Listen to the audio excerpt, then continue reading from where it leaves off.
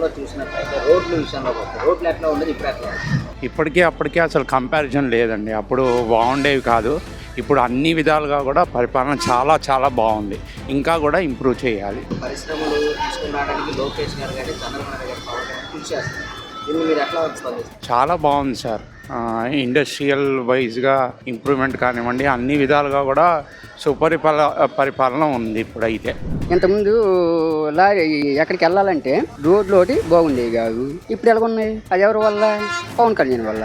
ఆయన ఏరుకోరు మరి ఎంచుకున్నాడు ఆ శాఖ, పంచాయతీ రాజ్ శాఖ అనేది. ఇప్పుడు గిరిజన గ్రామాలకు వెళ్ళడానికి బాగానే ఉంది. ఇప్పుడు ఏ అల్లర్లు ఏటి లేవండి, శుభ్రంగా ఎవరు ప్రశాంతంగా వెళ్తున్నారు.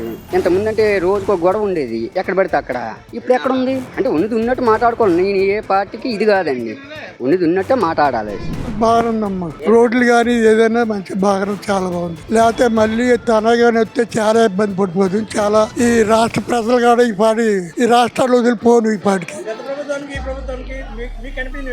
మాకు కనిపించింది అంటే ఎక్కడ చూసినా కొద్దిగా ఈ రోడ్లు ఎంత గోతులు అంటే అంత ఉండేది. ఏదైనా ఆటో మీద వెళ్తే ఎక్కడ పడిపోతాం ఎక్కడ అలా ఉండేదండి. ఇప్పుడు బాగున్నాయి సార్. రాష్ట్రంలో ఎలా ఉంది పరిపాలన?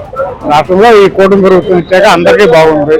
అన్ని పనులు అవుతున్నాయి. రోడ్లు కానీ, ఈ పిల్లలకు కానీ, గృహిణులకు కానీ అన్ని విధాలుగా బాగుంది. ఈ గత గవర్నమెంట్ కి ఇప్పటికే డిఫరెన్స్ చాలా ఉంది.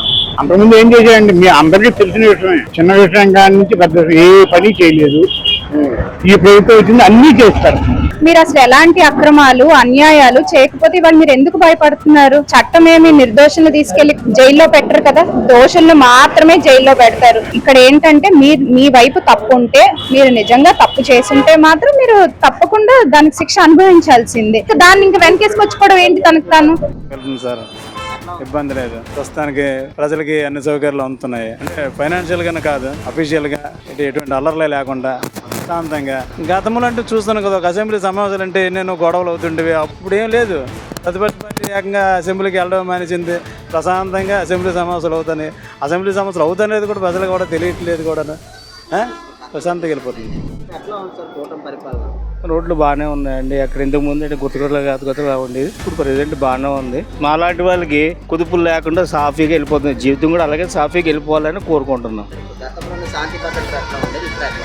ఇప్పుడు శాంతి భద్రతలు అంటే బాగానే ఉంది, మెరుగ్గానే ఉన్నది, పర్వాలేదు. అనిత గారు బాగానే చూసుకుంటున్నారు ప్రతి విషయం. గతంలో అంటే అది మేము అంత పట్టించుకోలేదు కూడా అండి. మరి అంతే. మద్యం అంటే అప్పుడు లైన్లు కాయించారు. ఇప్పుడు అలాగనే ఫ్రీగా దొరుకుతుంది ఆయన వాళ్ళకి, ఇబ్బంది లేకుండా. అప్పుడు ఎవడో దొంగతోటికి వెళ్ళి ఏ లైన్లో కాల్చి ఏ తో పెట్టుకొని వెళ్ళి ఇప్పుడు అలా కాకుండా ఇది అప్పుడు ఉంది, ఇప్పుడు ఉంది అనుకోండి. మెయింటెనెన్స్ బాగుందని అంటున్నారు.